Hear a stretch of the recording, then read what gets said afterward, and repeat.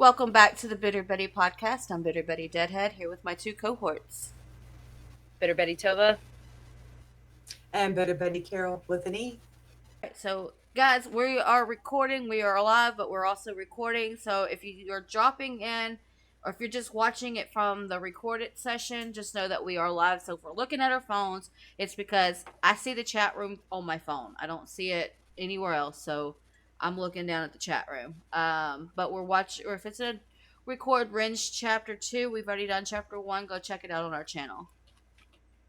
Okay.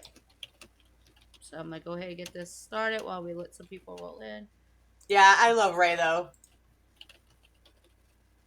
Yep, we'll do this while we wait for some folks.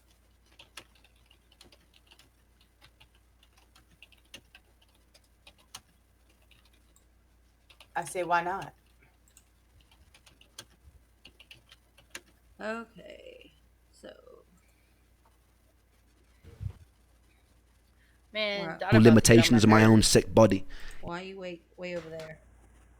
Okay. Huh? No, I'm talking to myself. Oh, I was like, am I way over somewhere? Where am I at? 45 minutes for a 4-minute song? Yeah. A year of living in the that is my nightmarish react. I wouldn't purgatory does expect strange anything things less. to your psyche. I know. Let me start over because Tova was talking to the chat room. Okay, come on, Yeah. cutie pie, Ren. He's such a cutie pie. Okay, y'all ready? Mm-hmm. I'm ready. Peter's got us excited to get to chapter 8. I am excited to get to chapter 8. Yeah, we gotta He do done chapter piqued my 8. interest. Look how cute he is. A year of living in the nightmarish purgatory does strange things to your psyche. I was still trying to push through university, but I found myself missing Hi, many Beverly. lectures to stay in bed. I started noticing Hey, more Beverly. unusual symptoms creeping Hi. in. A strange buzzing sensation in the soles of my feet. My vision started looking like fuzzy television static, something that I later learned was called visual snow, something with no known origin. My calf muscles started constantly twitching and What's up, Monica? spasming. At any moment, they wouldn't go Monica. longer than 20 seconds Monica. without twitching, and that can drive you a bit nuts. All these symptoms I still live with to this day.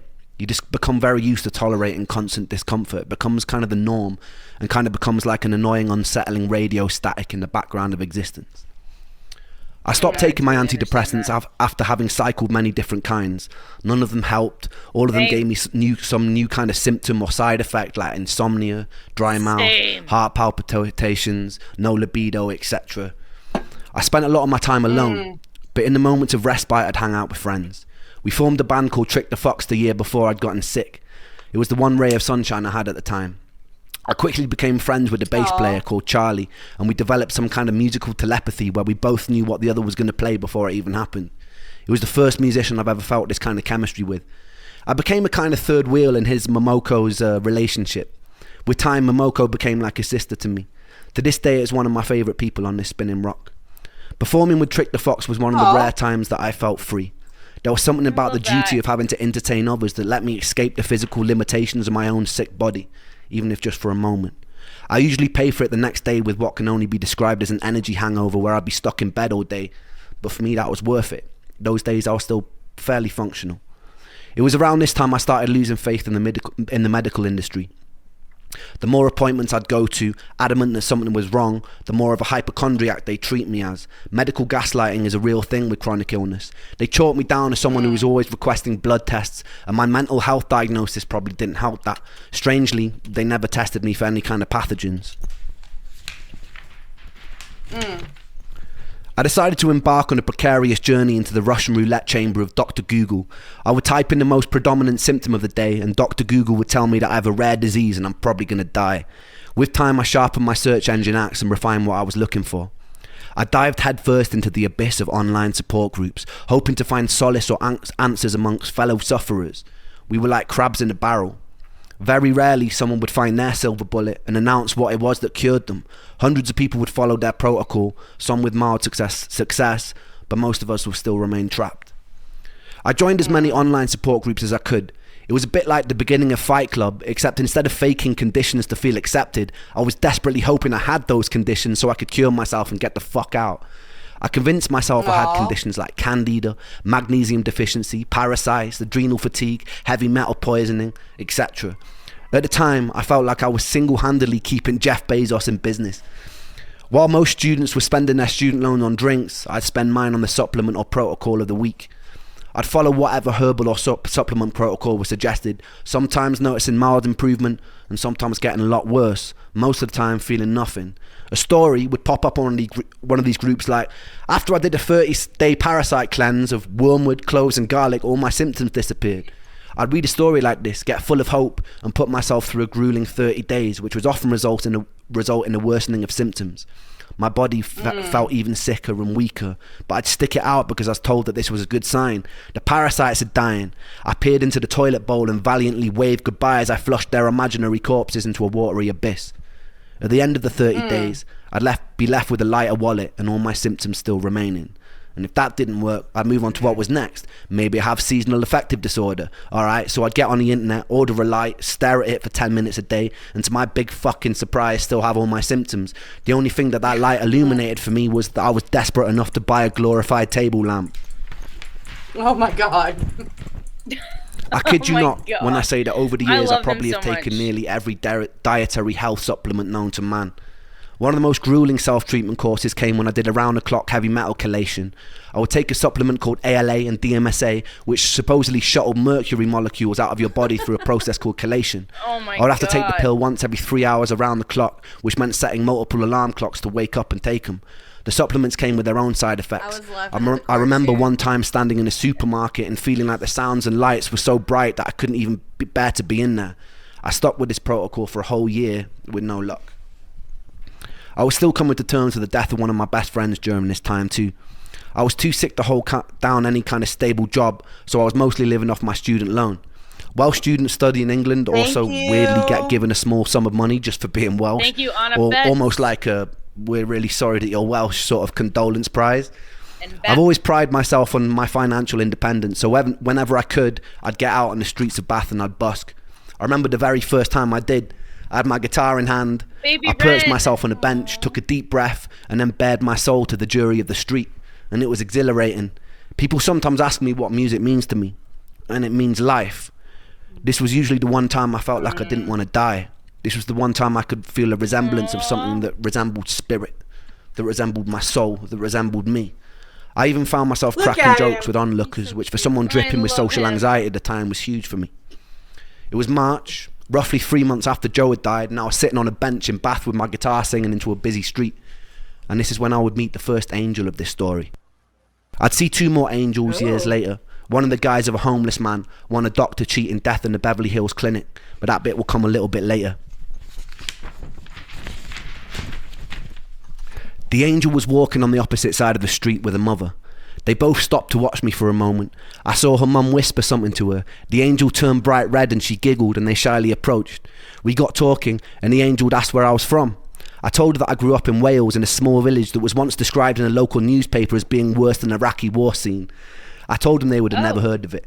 They looked surprised and they said they had family there. I asked which part and it turned out to be the village that I grew up in.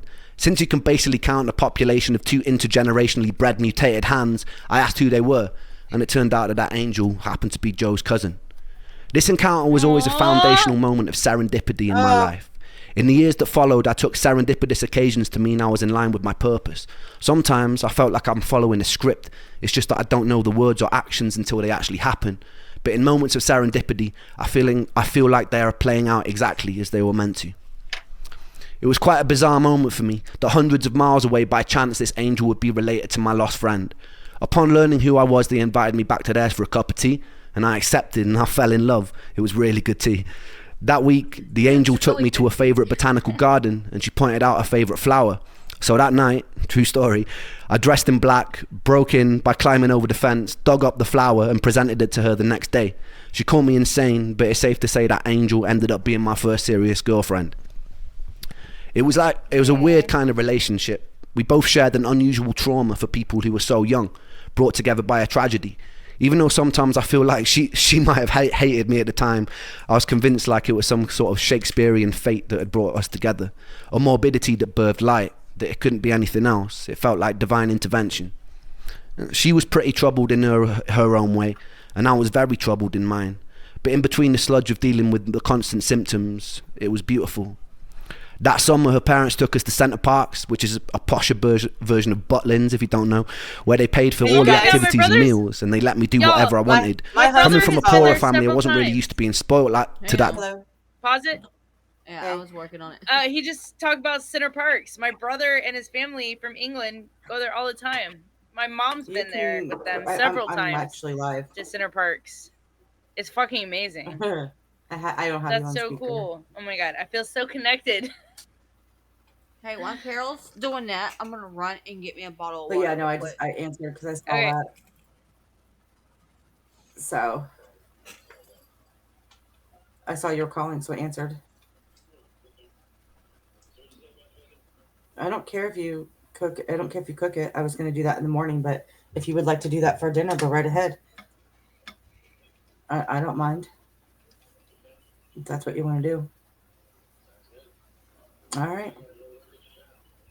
Oh, yeah. Well, then make your bacon tonight.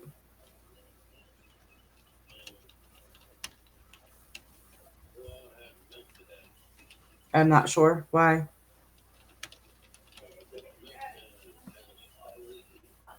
Oh. Yeah, and listen for the fridge because I kept hearing water earlier. It was weird. Yeah. But we looked and we didn't see anything dripping, but I was hearing it. So. All right. We'll talk to you in a little bit. All right. Bye. Sorry, guys. You're good. Oh, you're good. My husband just got home. I just had to run and go get Yeah. some water, so you're good. I love it's really cool to feel connected to Ren in that way. Like my family has been to Centre Parks so many times. Like I haven't had the pleasure of being there, but I've seen so many pictures, I've seen videos, and I've heard them tell stories about it. It's really fucking cool. Like I love hearing this part of Ren. Yeah. Like this younger, like the detailed story. Like I've been so curious about his whole life. You know, he's just such an interesting person that I think this is really cool. Thanks, Jess. I mean, it's also very sad, but very cool to get to know him a little bit better. Centre Parks is like, yeah, no, it's amazing. Like my freaking nieces and nephews absolutely freaking love it.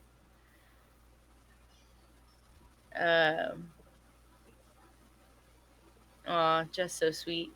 Yeah. So I said thank you to her. Oh shit, even with Yeah. the rash, she Just said there's tell less than Porter 1% we said physical hi. Lyme. Man, Monica, maybe you should. You should tell her. Tell the doctor. You can never be too safe. That's my opinion. You can never be too careful. You guys. I'd rather know than not know. Yeah, definitely. Degree, but I figured I'd just roll with it. One morning while I was there, I got a call from my friend Sega, and he sounded pretty mixed up, so I asked him what was wrong. He told me that there was no easy way to say it, but one of my other best friends, Callum, had died.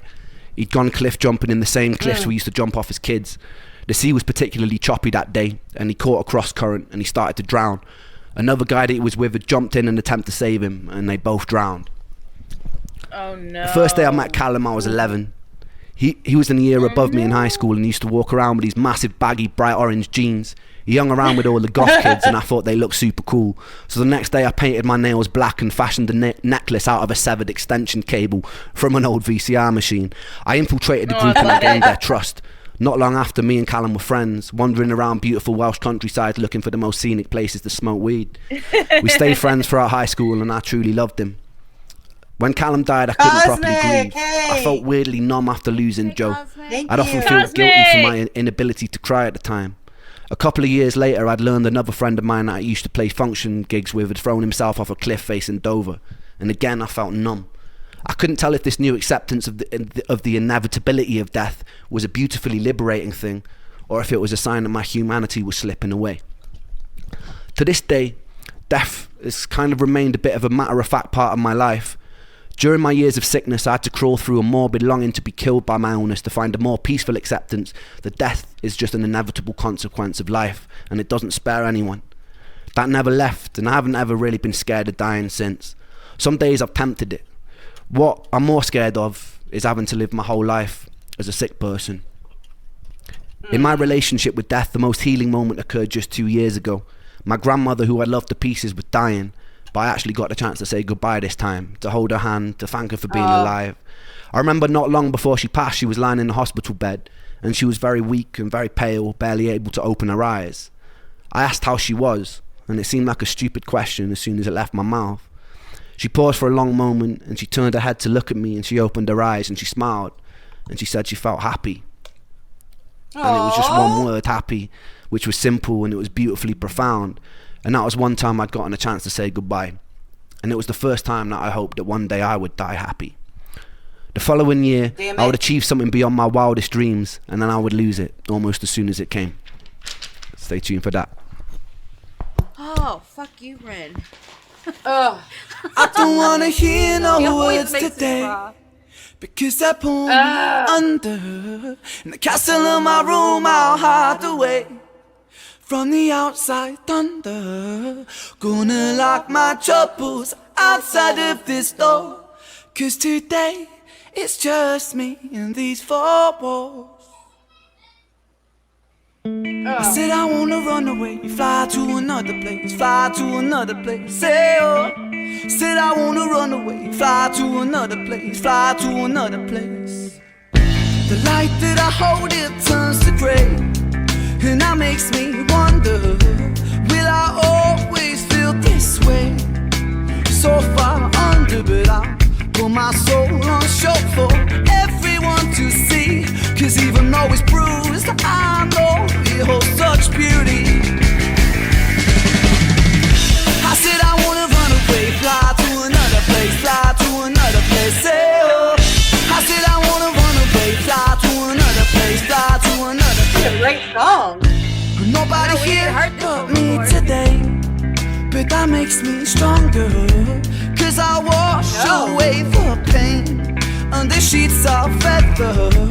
Gonna lock Yes, my Toxic Baby troubles Red. outside of this Baby door, Red. 'cause today it's just me and these four walls. I said I wanna run away, fly to another place, fly to another place, say oh. I said I wanna run away, fly to another place, fly to another place, say oh. I said I wanna run away, fly to another place, fly to another place, say oh. I said I wanna run away, fly to another place, fly to another place. I crave relief in stop by. solitude. I search for peace, but pain pursues. Please something, just free me, give me some truth. My head is a prison, I need to move.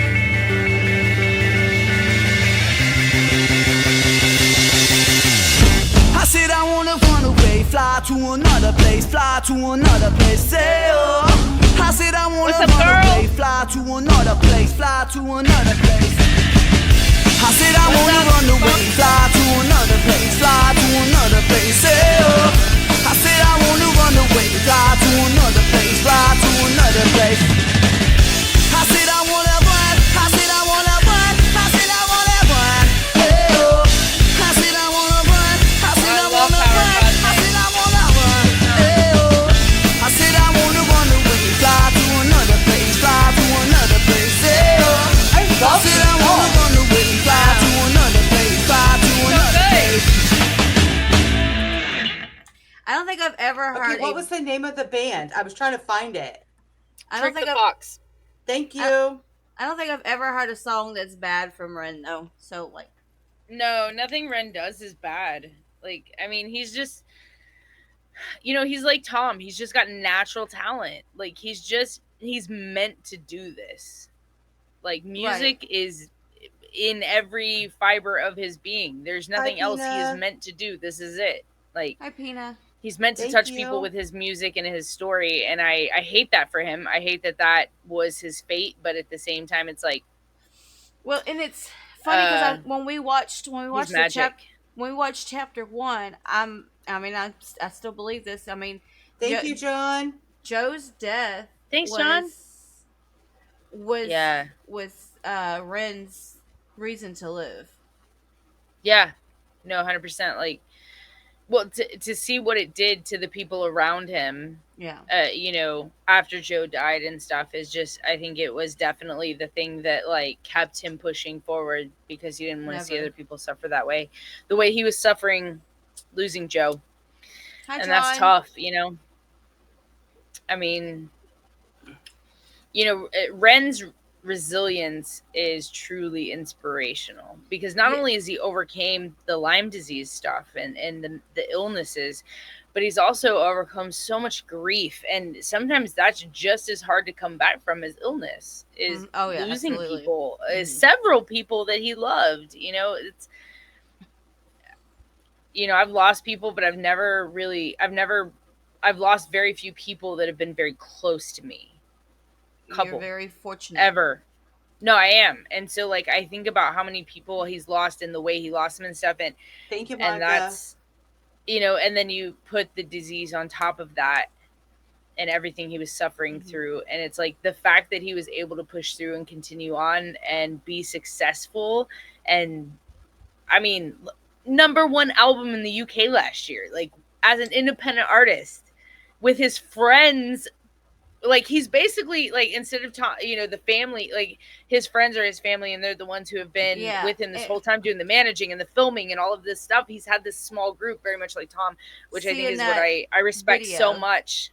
Seeing that video and like how excited he was that and like shocked that he outdid Drake just made me like what, dude. Like, well, and after all the stuff coming out about Drake and his like his affection for teenage girls, we haven't really about that touched on that yet, so no, but I did watch the Cartier family do a whole deep dive into how he likes teenage girls, so I'm gonna have to show y'all that one because that's gonna change things a little bit.